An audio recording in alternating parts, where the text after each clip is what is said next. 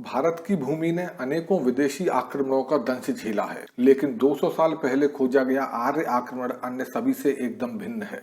बाकी सभी में आक्रमणकारियों की पहचान हमें साफ पता है। हमें पता है कि वे ग्रीक थे, पर्शियन थे, अरब थे, मुगल थे, अंग्रेज थे, लेकिन आर्य कौन थे, कहां से आए, नहीं पता। अन्यों में हमें यह भी पता है कि उनका लीडर कौन था।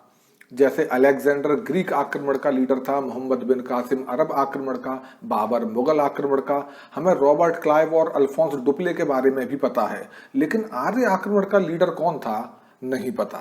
भारत आए अन्य सभी आक्रमणकारियों को अपनी मातृभूमि याद रही और उनकी अधीनता में रहे भारतीयों ने भी अपने धर्म व संस्कृति को नहीं भुलाया। लेकिन आर्य आक्रमण बड़ा अद्भुत था। इसमें आक्रांता भारत में घुसते ही अपनी मातृभूमि को भूल गए और भारत को ही अपनी मातृभूमि मानने लगे। आश्चर्यजनक रूप से सभी पराजित मूल निवासी भी अपनी धर्म संस्कृति को भूल गए और आक्रांताओं की धर्म संस्कृति को अपना मानने लगे।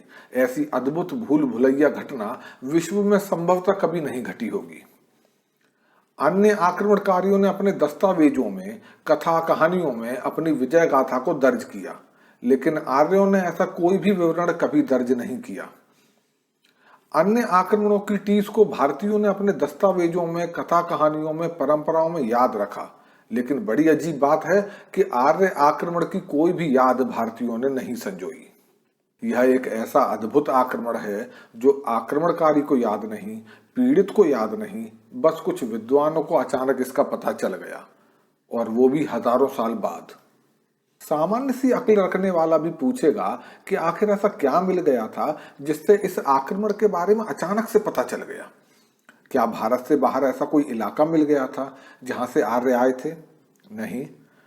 क्या ऐसा कोई ग्रंथ या शिलालेख मिल गया था जिसमें आर्यों ने अपनी विजय गाथा का या फिर मूल निवासियों ने अपनी व्यथा का जिक्र किया था? नहीं। तो क्या कोई पुरातत्व साक्ष्य मिल गया था? नहीं। बल्कि पुरातत्व साक्ष्य तो यहां तक स्पष्ट करते हैं कि उस कालखंड में तो क्या, उससे 1000 साल आगे और पीछे के कालखंड में भी भारत में कोई विदेशी आक्रांता नहीं बसे थे। तो जब कुछ मिला ही नहीं, तो फिर भारत में आर्य आक्रमण सिद्धांत को इतनी ख्याति क्यों मिली? जो सभ्यता और संस्कृति भारत की पहचान रही है, उसे यह सिद्धांत विदेशी आर्यों द्वारा लाई बताता है। यह सिद्धांत भारतीयों की एकता में विदेशी और मूल निवासी का विभाजन पैदा करता है। ऐसे अपमानजनक और विभाजनकारी दावे करने के लिए तो बहुत ठोस आधार होने चाहिए थे, लेकिन बिना किसी आधार के भारतीयों का यह अपमान किया जाता रहा और भारतीय सहते रहे। और भी शर्मिंदगी की बात तो यह है कि अनेकों भारतीय ही इस सिद्धांत को सही बताते हुए अपने मुंह पर खुद ही अपमान की यह कालिख पोतते रहे। आज तक किसी भी पाठ्य स्रोत में, किसी भी शिलालेख में, किसी भी प्राचीन दस्तावेज में, किसी भी पुरातत्व उत्खनन में, किसी भी परंपरा में, यहाँ तक कि किसी भी लोक कथा या कहानी तक में इस तथाकथित आक्रमण का कोई प्रमाण नहीं मिला। तो फिर इसका आधार क्या था? केवल कल्पना। उत्तर भारत व यूरोपियन भाषाओं में समानता पाए जाने पर अतीत की जो कल्पना की गई, बस वह कल्पना ही आर्य आक्रमण सिद्धांत का मूल आधार थी। इस कल्पना को सच साबित करने के लिए लगभग 2 सदियों तक जीतोड़ मेहनत की गई। कैसे भी करके कोई साक्ष्य ढूंढ निकालने की भरसक कोशिशें हुई, लेकिन कुछ हासिल नहीं हुआ। जब स्पष्ट प्रमाण नहीं ढूंढ सके तो मूर्खता की हद तक जाकर कुछ अस्पष्ट प्रमाण गढ़ने की घटिया कोशिशें भी की गई। इसकी एक वानगी देखिए।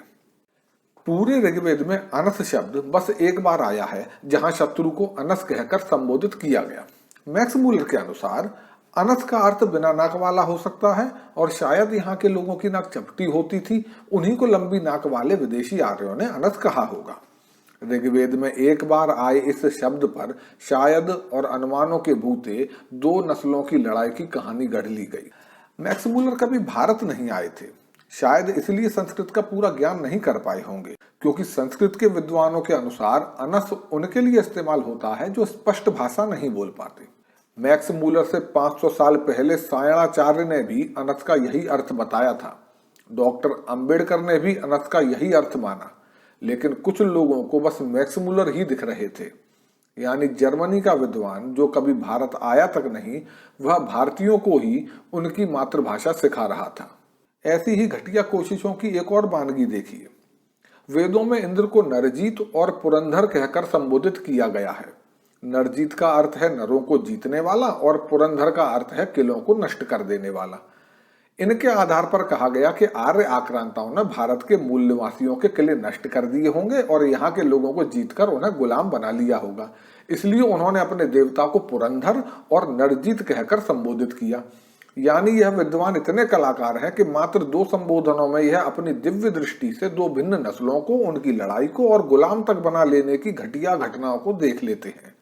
इंद्र के इन 2 नामों से यह अनुमान तो लगाया जा सकता है कि वे युद्ध लड़ने वाले लोग रहे होंगे। हमें पता है कि वैदिक समय के राज्य आपस में युद्ध किया करते थे। प्रसिद्ध 10 राज्य युद्ध भी इन्हीं के मध्य हुआ था। लेकिन इनसे यह अनुमान कैसे लगा कि वे लोग विदेश से भारत आकर यहाँ के लोगों से युद्ध कर रहे थे? यह अनुमान कैसे लगा कि वह लोगों को गुलाम बना रहे थे? नरजीत का अर्थ नरों को जीतने वाला तो हो सकता है, नरों को बंदी बनाने वाला कैसे हो गया? कॉन्कर और कैप्चर करने में काफी फर्क होता है। आज जो लोग अपने गुरु को स्वामी जी कहते हैं, जो अपने ईश्वर को मालिक या लॉर्ड कहकर संबोधित करते हैं, क्या वे औरों को गुलाम बना लेते हैं? नहीं ना। तो इसी प्रकार अगर वेदों के रचयिताओं ने अपने देवता को नरजीत कह दिया तो उन पर यह लांछन क्यों लगाया गया कि वे औरों को बंदी बनाने वाले क्रूर लोग थे? इन अद्भुत विद्वानों की कलाकारी आज के उदाहरण से समझिए। हम सब जानते हैं कि जैन एक अहिंसक और शांति प्रिय मत है और भगवान महावीर जैनों के 24वें और अंतिम तीर्थंकर हैं, जिनका पहचान चिन्ह सिंह है। अब बस इन्हीं बातों के आधार पर यह विशिष्ट विद्वान लोग जैनों को भी अतीत की बर्बर और अत्याचारी नस्ल साबित कर सकते हैं। कैसे? यह अनुमान लगा देंगे कि जैनों के 24 तीर्थंकर शायद उनके 24 आक्रमणों के नेतृत्व करता थे। 23 आक्रमण अधिक सफल नहीं हुए, किंतु 24वां पूर्णतः सफल हुआ और लगभग संपूर्ण भारत पर उनका कब्जा हो गया। सफलता का सारा श्रेय उस आक्रमण के नेतृत्वकर्ता को दिया गया। उसने युद्ध में महान वीरता का प्रदर्शन किया, इसलिए उसे महावीर कहा गया। युद्ध भूमि में वह सिंह के समान पराक्रमी व हिंसक था, इसलिए उसका प्रतीक चिन्ह सिंह बनाया गया। वे बर्बर और जंगली लोग थे, इसलिए वे कपड़े भी नहीं पहना करते थे।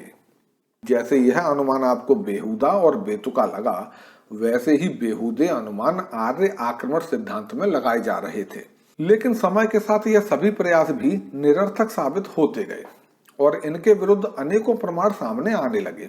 तब मजबूरन इन्हें मानना पड़ा कि आर्यों का कोई आक्रमण भारत पर नहीं हुआ था। लेकिन आश्चर्य की बात है कि भारत में अभी तक इस फर्जी सिद्धांत को अतीत की हकीकत के तौर पर पेश किया जा रहा है, जबकि 1980 के दशक में ही वैश्विक स्तर पर विद्वानों ने आर्य आक्रमण की बात को असत्य मान लिया है। ताज्जुब की बात यह भी है कि भारत की शिक्षा प्रणाली में बौद्ध काल से पहले के इतिहास के रूप में हमें जो भी पढ़ाया जाता है, उसका मूल आधार यही निराधार आर्य आक्रमण सिद्धांत रहा है। भारत एक खोज लिखने वाले हमारे विद्वान प्रधानमंत्री जवाहरलाल नेहरू हों या रोमिला थापर जैसे पद्म भूषण इतिहासकार, ऐसे अनेकों लोग हैं जो अंग्रेजों के जाने के बाद भी आर्य आक्रमण का जहर हमारी नस्लों में शिद्दत से डालते रहे। हमारी शिक्षा व्यवस्था की सबसे बड़ी खामी यह है कि यहाँ इतिहास की किताबों में चंद इतिहासकारों की निजी राय को अतीत की वास्तविकता घोषित करके पढ़ाया जाता है। भले ही अन्य अनेकों इतिहासकारों की राय उनसे एकदम उलट क्यों ना हो, उनका कोई जिक्र तक नहीं किया जाता। ना ही यह बताया जाता है कि इतिहासकार ने किन ऐतिहासिक आधारों पर ऐसी राय बनाई। इतिहास का यह परिहास अब बंद किया जाना चाहिए, ताकि आने वाली नस्लें अपने अतीत को बेहतर ढंग से जान सकें, क्योंकि अतीत की सीख से ही उज्जवल भविष्य की नींव तैयार होती है। धन्यवाद। वीडियो पसंद आने पर कृपया लाइक करें, शेयर करें और चैनल को सब्सक्राइब करके बेल आइकन ज़रूर दबा दें, ताकि हमारे आने वाली वीडियोस की जानकारी सबसे पहले आप तक पहुंचे। धन्यवाद।